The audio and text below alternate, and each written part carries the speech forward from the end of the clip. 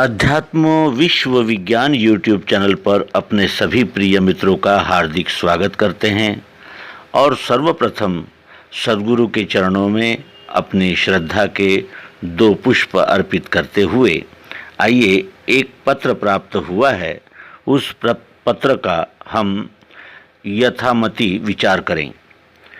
कृष्ण ने उपदेश दिया, अर्जुन ने सुना, दोनों में से किसी ने नहीं लिखा, किसी तीसरे ने नहीं सुनी भी तो युद्ध क्षेत्र में नहीं लिखा कैसे नहीं गया। सारे उपदेशों को सुनकर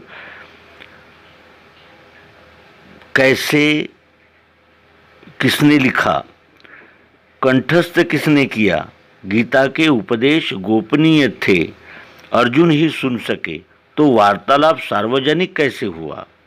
गीता के उपदेश सभी के लिए उपयोगी थे, तो युद्ध के लिए आए सबको क्यों नहीं सुनाया, जिससे लोगों का हृदय परिवर्तन हो सकता था और इतना बड़ा नरसंहार भी रोका जा सकता था।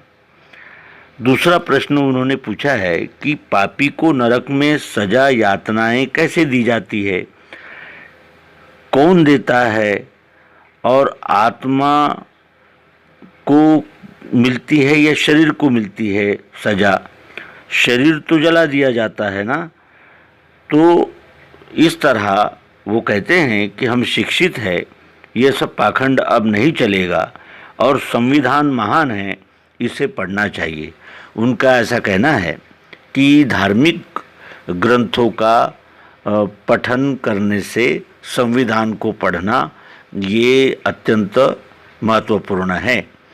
तो इस विषय में हम अपना चिंतन प्रस्तुत करें और वो ये प्रश्न जहाँ से आया है उनके विषय में सर्वप्रथम तो यही कह देना आवश्यक है कि जब तक हम पंथ निरपेक्ष और न्याय भेदभाव रहित दृष्टि को प्राप्त नहीं करते, तब तक हमें अपना ही पंथ मजहब संप्रदाय श्रेष्ठ और अनुकरण योग्य लगता है। लेकिन जब हम न्याय की भूमिका में उपस्थित होते हैं और निरपेक्ष भाव से निर्णय करने के लिए सक्षम होते हैं, तभी हमें सत्य का खुलासा और सत्य की प्राप्ति होती है। इस प्रकार के प्रश्न अधूरे ज्ञान से प्राप्त होते हैं और विशेषकर उन लोगों के ही मन में ऐसे प्रश्न आते हैं जिन्होंने कभी महाभारत नहीं पढ़ी और श्रीमद् भगवत गीता को नहीं पढ़ा और जो अंतरस्त्र यानी अपने मन में ही इन शास्त्रों से, इन ग्रंथों से यानी दूरी बना के रखे हैं और उसे वो सांप्रदायिक ग्रंथ मानते हैं। तो ये उनका दोष नहीं है। जो संस्कार हम पर होते हैं वही संस्कार आगे चलकर उजागर होते हैं, ये हम सबका यानी अनुभव है। तो आइए अब क्रमशः इनकी शंकाओं का समाधान करें। कृष्ण ने उपदेश किया, अर्जुन ने सुना, दोनों में से किसी ने नहीं लिखा, ये बात तो सत्य है।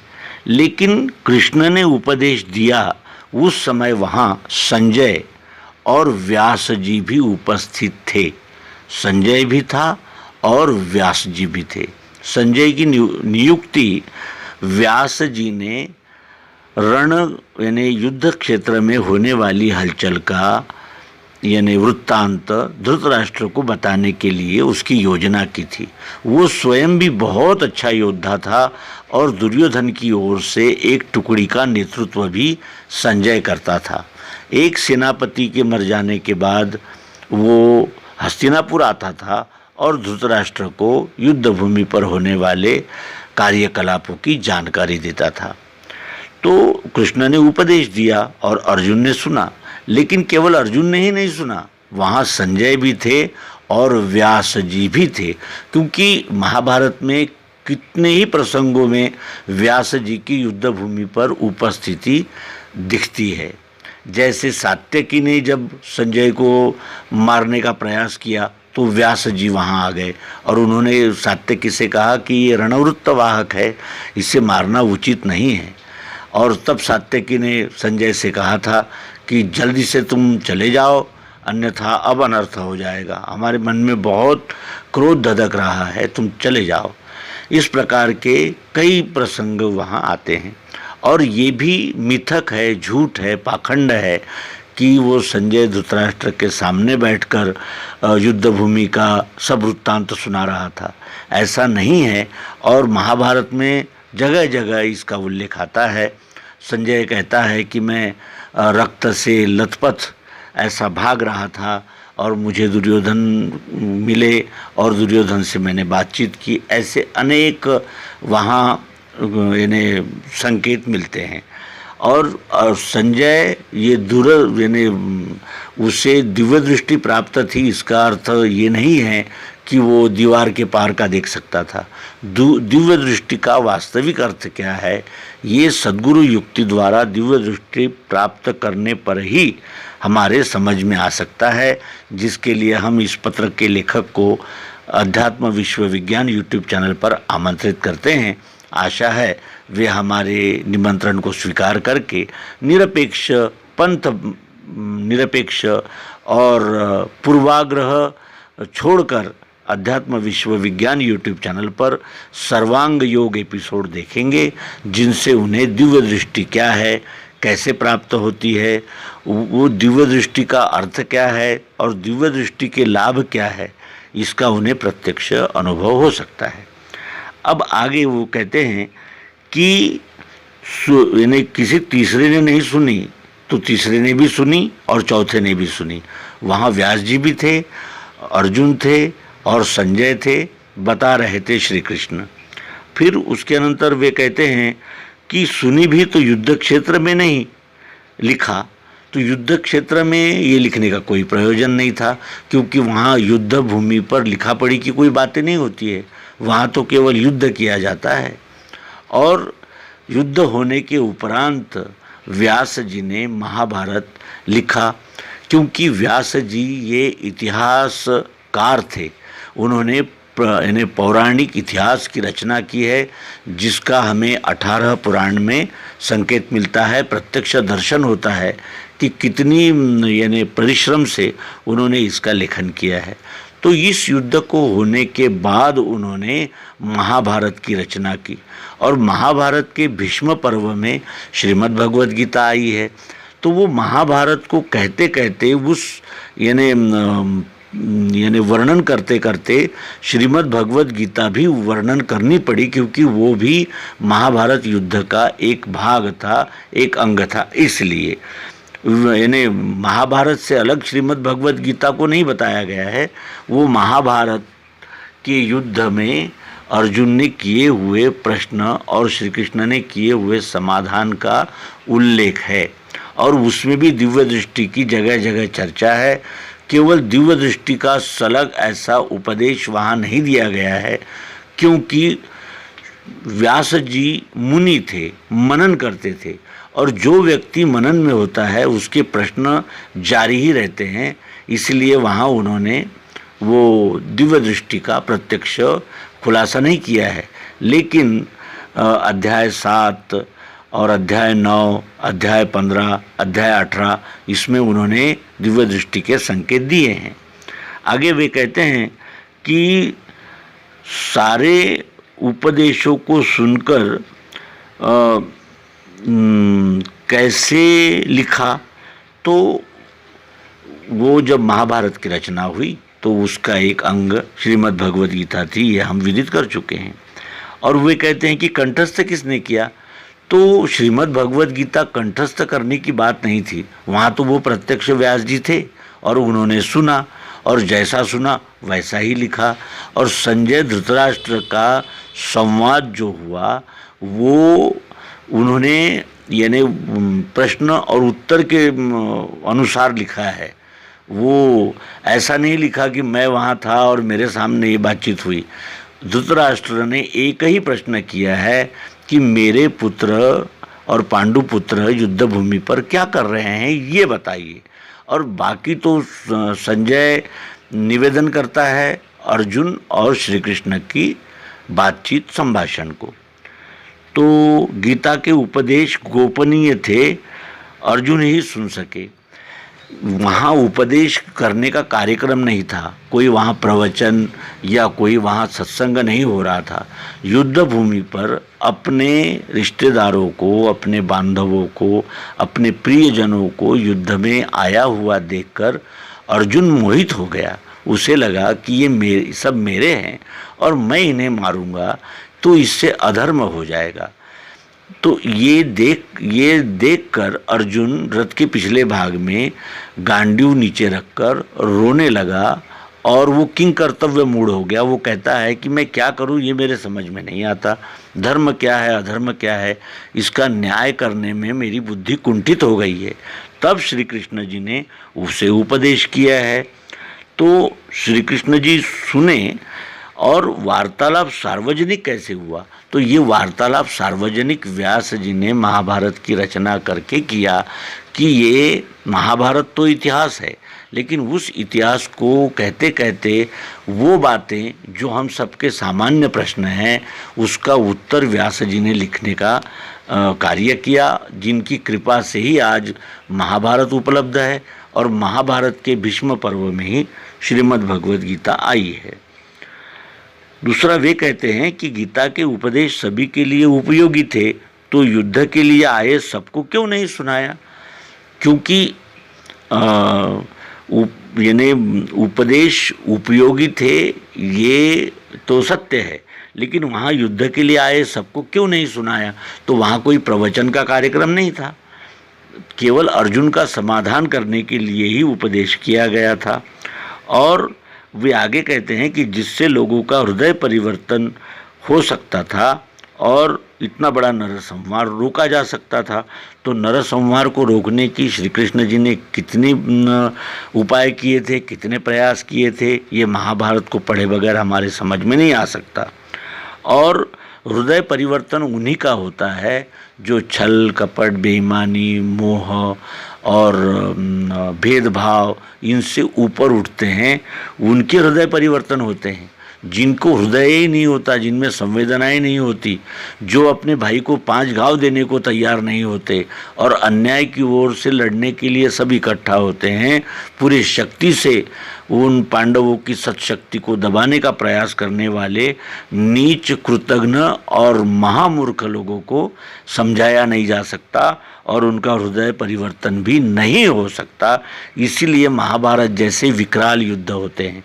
इसका तात्कालिक उदाहरण अगर देखें कि हम पाकिस्तान को 70 वर्षों से समझा रहे हैं कि अब आपको हमने अलग देश दे दिया है, अफ़गानिस्तान को अलग देश दिया है, बांग्लादेश को अलग देश दे दिया है, तो वहाँ रहने वाले अल्पसंख्यकों को जैसे हमने अपने देश में अल्पसंख्यकों का रक्षा किया, देखभाल की, विकास में मदद की, वैसे ही रहने दो।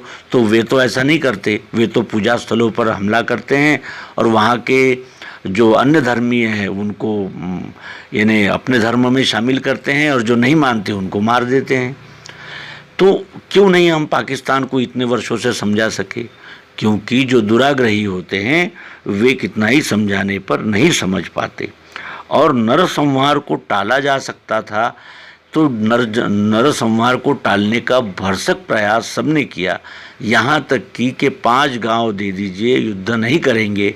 और फिर भी वो दुशासन और दुर्योधन ने द्रौपदी का बेवजह अपमान किया और भीष्म और द्रोण, कर्ण जैसे महावीरों को भी अपने में समेट लिया और समाहित कर लिया और हस्तिनापुर से बंधे हैं ये दिखाकर उनको भी दिग्भ्रमित किया और अपनी ओर से लड़ने के लिए मजबूर किया। ऐसा ये दुर्योधन का चरित्र है और इसीलिए ये नरसंहार नहीं टाला जा सकता था। इसका निर्णय युद्ध भूमि पर ही होने वाला था, क्योंकि दुर्योधन अपने आप को अजेय योद्धा और जिसे कहते हैं कि बलशाली, सामर्थ्यशाली मान रहा था। उसे अभिमान हो गया था कि उसे कोई नहीं हरा सकता, इसलिए वो अन्याय के पक्ष में भी दृढ़ रहकर युद्ध भूमि पर आया था और इसीलिए इस नरसंहार को टाला नहीं जा सकता था। अंतिम उनका प्रश्न है कि पापी को नरक में सजा यातनाएं कैसे दी जाती है। तो पाप और पुण्य इसका फैसला स्वर्ग में होता है, ऐसा सनातन सिद्धांत में नहीं माना गया है। कहीं भी स्वर्ग नरक नाम के ऑफिस नहीं है और ये इस विश्व से बाहर नहीं है। पुण्य और पाप जो भी हम करते हैं उसके संस्कार हमारे इंद्रियां, मन, बुद्धि, चित्त और अहंकार पर पड़ते हैं। देह त्याग के बाद ये जीवात्मा शरीर छोड़कर अगले मार्ग के लिए निकल जाता है, फिर शरीर धारण करता है और जैसे हमारे संस्कार होंगे अच्छे बुरे, उसके अनुसार हमें आगामी जन्म में मार्ग मिलता है, आगामी जन्म मिलता है। तो आगामी जन्म में सत्संग मिलना, अच्छे लोगों का सहकार्य मिलना, सानिध्य मिलना, ये पुण्य यानी स्वर्ग है। और नीच और जिसे कहते हैं हत्यारे और मूढ़ लोगों में जन्म होना, यही नरक है, क्योंकि उसी से तो संपूर्ण जीवन हमारा निर्धारित होता है। अब वो कहते हैं कि पापी को नरक में सजा और यातनाएं कैसे दी जाती है, किसे दी जाती है, शरीर को या आत्मा को। तो सजा यानी आत्मा को शरीर धारण करने के लिए मजबूर करते हैं हमारे कर्म। और जैसे हम जेल में होते हैं, हम तो शरीर में हैं, जेल में हमारा शरीर होता है, तो क्या हम शरीर से अलग होते हैं? जब तक हम शरीर में होते हैं तभी तक ये शरीर कार्य करता है, सजा शरीर भोगता है, लेकिन जब तक आत्मा है तभी तक भोगता है। तो आत्मा को शरीर लेने के लिए मजबूर करते हैं हमारे कर्म, कर्मफल और हमारे अज्ञान। तो अज्ञान से छूट जाने पर फिर हमारे कर्म भी सुधर जाते हैं और हमें आगे में उन्नत गति मिलती है। अब वो कहते हैं कि आत्मा, शरीर तो जला दिया, वो कहते हैं कि शरीर तो जला दिया जाता है ना, तो सजा किसे मिलती है? तो शरीर तो जल जाता है, लेकिन शरीर में जो जीवात्मा था, जो शरीर के द्वारा कार्य कर रहा था, वो तो शरीर को छोड़कर आगामी प्रवास के लिए निकल गया है। अब वो फिर शरीर धारण करता है, क्योंकि बगैर शरीर की आत्मा नहीं रह सकती और बगैर आत्मा के शरीर नहीं रह सकता। ये अन्योन्याश्रित संबंध है जो अध्यात्म विज्ञान को जानने पर ही हमारे समझ में आ सकता है। अब अंतिम में वो स्लोगन लिखते हैं कि हम शिक्षित हैं, अब ये पाखंड नहीं चलेगा। तो इसमें क्या पाखंड है इसका उन्होंने उल्लेख नहीं किया है। और फिर अंत में वो कहते हैं कि संविधान महान है, इसे पढ़ना चाहिए। तो संविधान महान है, इसका निर्णय कैसे करें? संविधान को मानकर आज 70 साल से हम संविधान को मानकर चल रहे हैं। आज हम अपने देश की ओर देखते हैं तो हमें ऐसा दिखता है कि संविधान का लाभ कुछ लोगों तक ही आ रहा है। उस संविधान में इतने यानी जैसे मार्ग है कि न्याय होता ही नहीं है, और फिर उसमें से अनेक रास्ते निकल आते हैं जिसमें से बलवान और धनवान लोग बच जाते हैं और निर्धन लोग को बचाव का भी मार्ग नहीं मिलता। और ये संविधान महान तब कहलाता जब इसके परिणाम महान होते। जब तक संविधान से महान परिणाम नहीं निकल आते हैं तब तक ये संविधान उपयोगी है ये भी सिद्ध नहीं होता। ये अवश्य है कि संविधान से गणतंत्र चलता है और संविधान से ही जनता का यानी जनता को न्याय मिलने का मार्ग प्रशस्त होता है, ये सत्य है। लेकिन अभी संविधान उस दशा में हमें लाभदायक नहीं सिद्ध हो रहा है जिसमें इस देश में अलगाववाद, उग्रता और अनेक प्रकार के हिंसाचार और भेदभाव और वर्ग संघर्ष, वर्ण संघर्ष, जाति संघर्ष, इसका निर्मूलन जब तक नहीं होता तब तक संविधान महान है ऐसा कहना दुस्साहस ही कहलाएगा। तो मित्रों, ये एक पत्र था जो हमारे प्रिय मित्र ने लिखा था। यदि हमारे निवेदन से उन्हें कुछ बुरा लगा हो तो हम क्षमा चाहते हैं और उनका आह्वान करते हैं कि वो अध्यात्म विश्व विज्ञान यूट्यूब चैनल पर पधारें और अध्यात्म विज्ञान को प्राप्त कर अपने इस जन्म को और आगामी जन्म को भी सुधारने का लाभ प्राप्त करें। धन्यवाद। नर्मदे हर। सद्गुरु भगवान की जय। विश्वरूप परमात्मा की जय। ओम शांति शांति शांति।